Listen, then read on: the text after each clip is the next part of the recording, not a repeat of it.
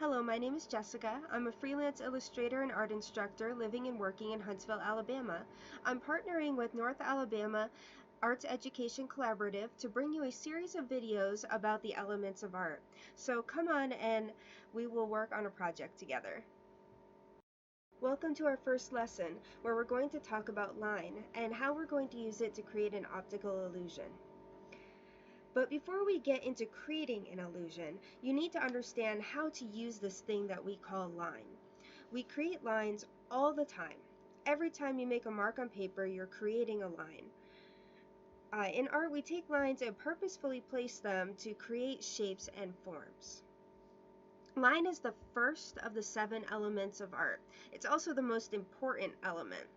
Line defines the outside of an object, and it helps you define your object and give it a real presence on the surface that you're drawing on.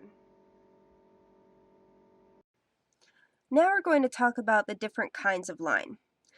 First, we have long lines, which represent being tall or strong or distance. Then we have short lines, which represent being small, cute, or close. Lines, they can also have different weights, which means that the width of the line, it changes. We can have a really thin line, or we can have a really thick line, just depending upon what it is that you need and what you're trying to do.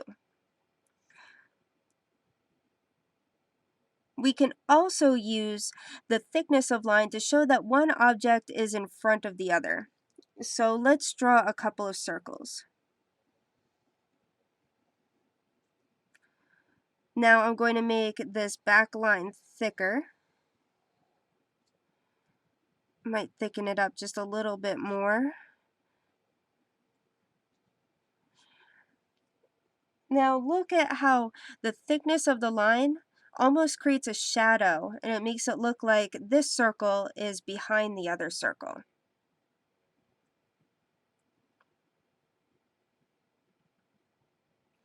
We can also show the different changes in pressure of our line by changing how much we either push down with our hand or lift up with our hand. So let's do a couple of diagonal lines just going across the page, pressing down firmly first and lifting up with our hand as we go.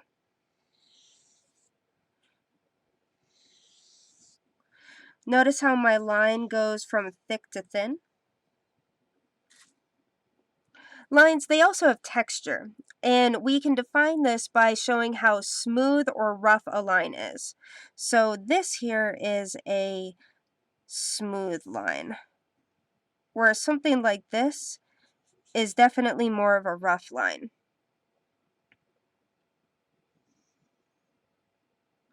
But our texture also changes depending upon what kind of a material we're drawing with.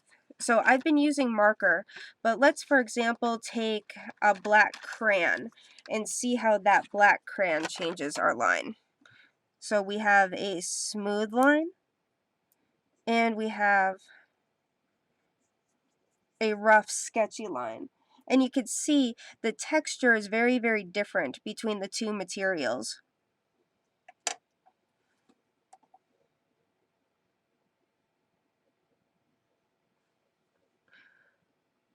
More than that, though, there are different kinds of line. We have vertical lines, which we already drew here.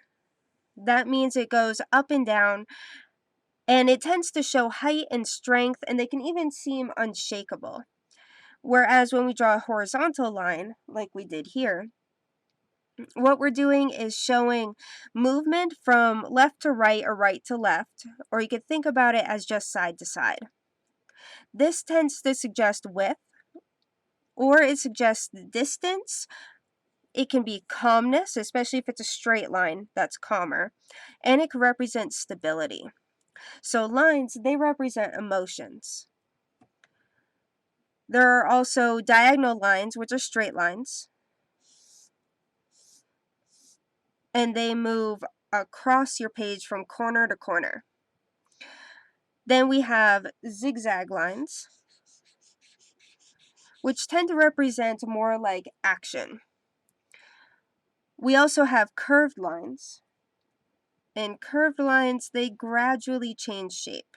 They can be an arc or a wave. They can also be a spiral.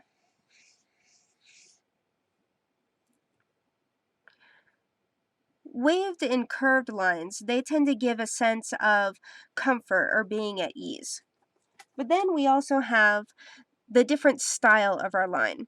So the style could be drawing it in dashes,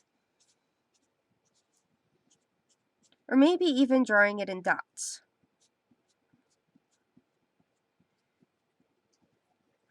And then, of course, we can create patterns with our lines. We can overlap them.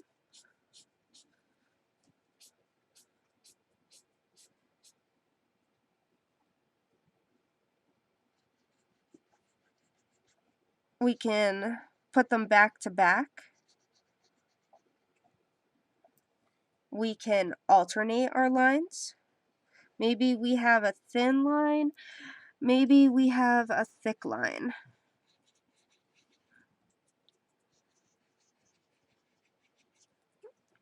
You can use circles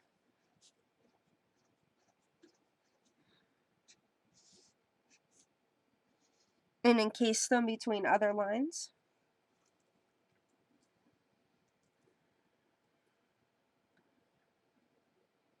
And you can layer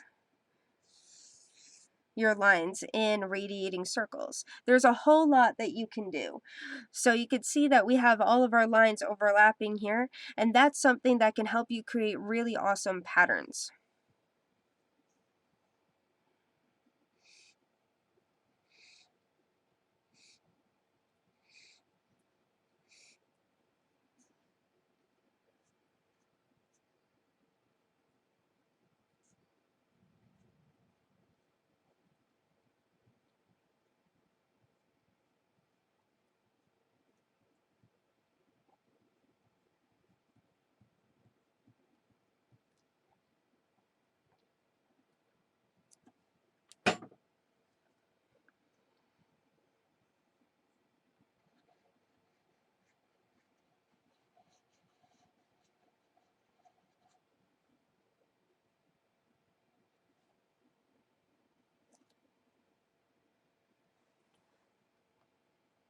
Now, how about we take what we learned here and move on to our optical illusion. Now let's quickly talk about optical illusions, or OpArt. Well, OpArt, it's purposefully trying to manipulate or to trick the human mind. We might want to do this through movement or depth or color. There's a wide world out there to optical illusions. And with art, we can do it with just lines, but we're going to work with both line and color. So how about let's start with just a piece of paper and a black marker, and we'll go from there. The very first thing we want to do is put a dot on our paper. Now, it doesn't matter where we put the dot on our paper. It could be over here, it could be in the middle, it could be down here, it could be off over here to the side. The thing that putting the dot down does is it gives you a central point for your optical illusion to start. All it does is change the location of your optical illusion. So how about I start mine over here? And what I'm going to do is I'm going to draw some curved wavy lines coming out from the dot. And I want them to go all the way to the edge of the paper. So it's like you're going to radiate out and follow around the dot.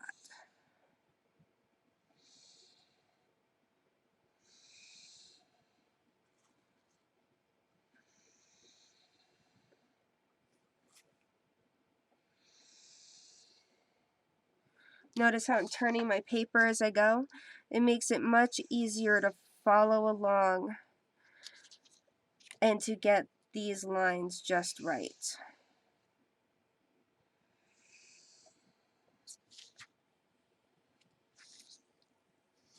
Now, once I have these lines down, I'm going to again take my black marker and I'm going to go and draw in curved lines that get bigger and longer as we go out from the center dot.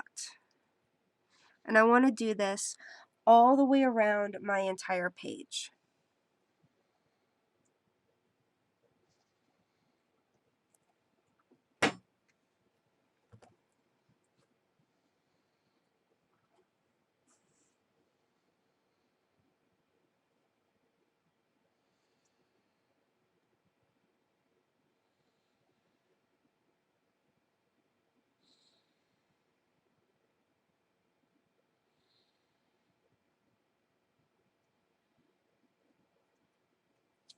And feel free to turn your page as you go, like I said before.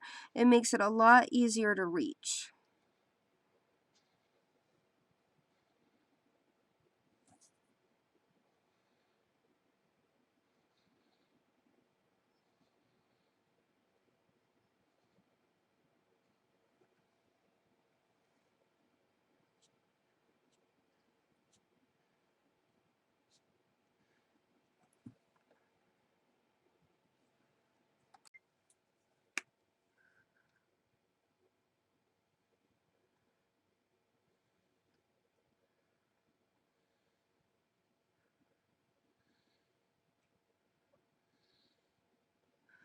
I'm kind of making the lines connect together as I go around.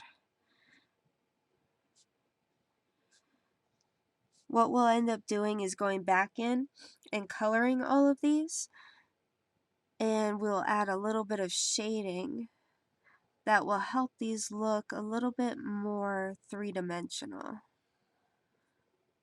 But the more you curve your lines, the more three-dimensional it's going to look. The idea is here through line and movement, because we've got the sways and the curves in our shape, it's going to help create the optical illusion.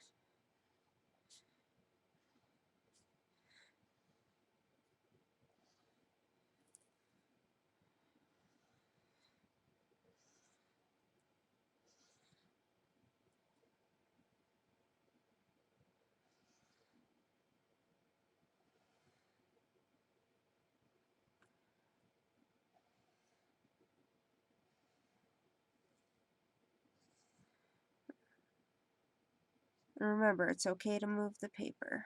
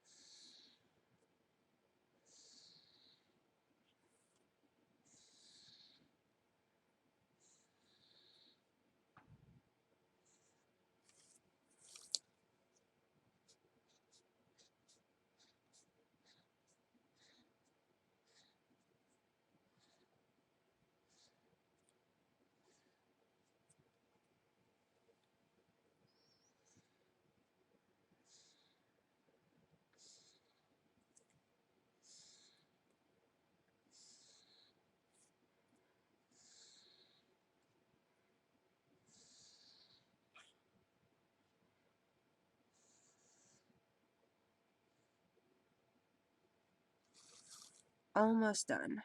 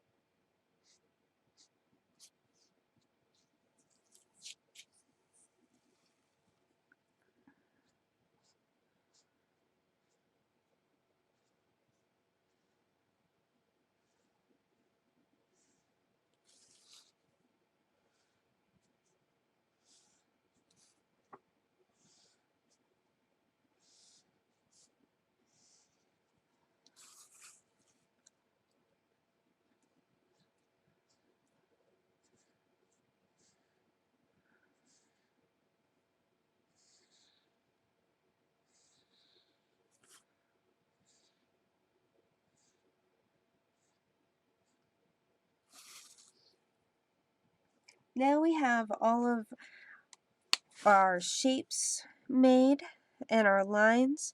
We can go ahead and start coloring this. I'm going to show you just a little bit of coloring technique and how to shade, and then I'll move on to finishing this project so that you can see what the final result looks like.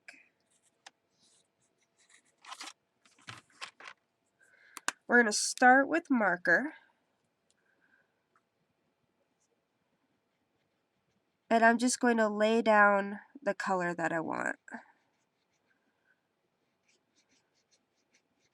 Marker is a wet medium, which means it's not going to dry.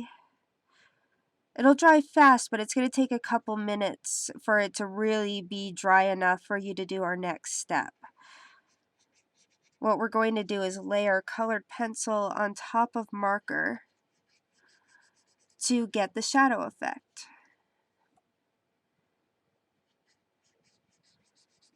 This is a technique that I actually use often in my own illustrations. I work with colored pencil and marker all the time. Alright, let's just give that a second to dry. Notice how it's wet here. And while I'm doing that, I'm going to pull out, I want a dark colored pencil. In this case, I think we're going to go with black.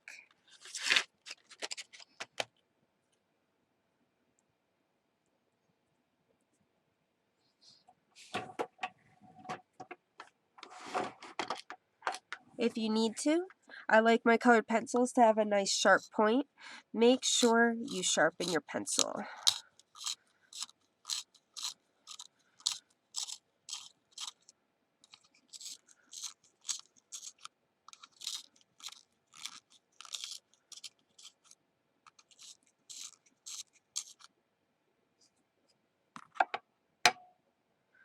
Okay, now I'm going to take the colored pencil and I'm going to curve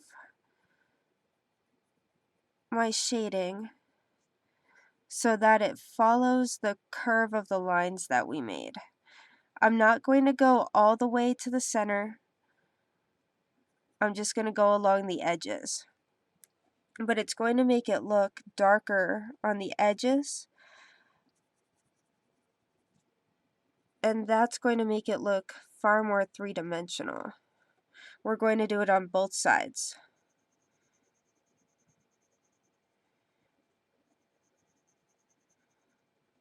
And remember, like I said, wait for your marker to dry before you do this. Otherwise, you might accidentally tear through the paper.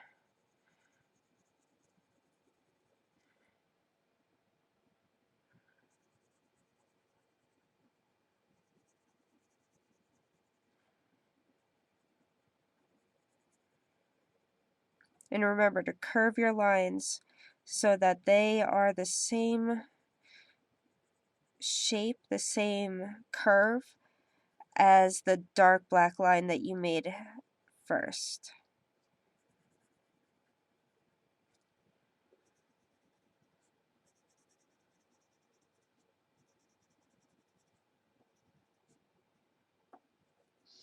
We can also go back and take white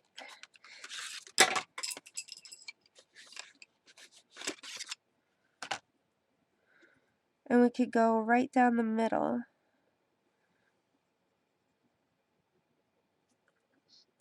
and add just a little highlight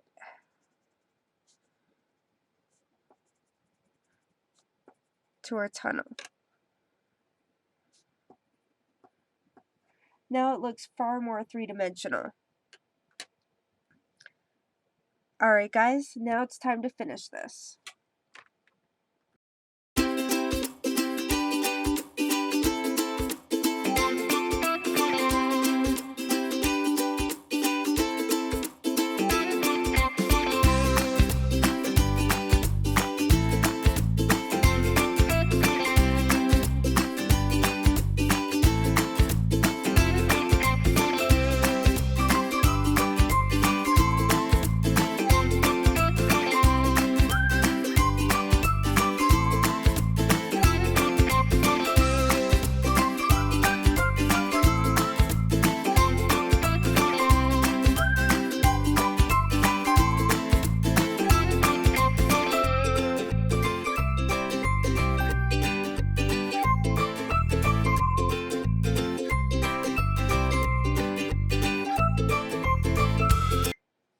Well, that's it for now. I hope you enjoyed making your optical illusion piece, and be sure to check back for more videos on the elements of art.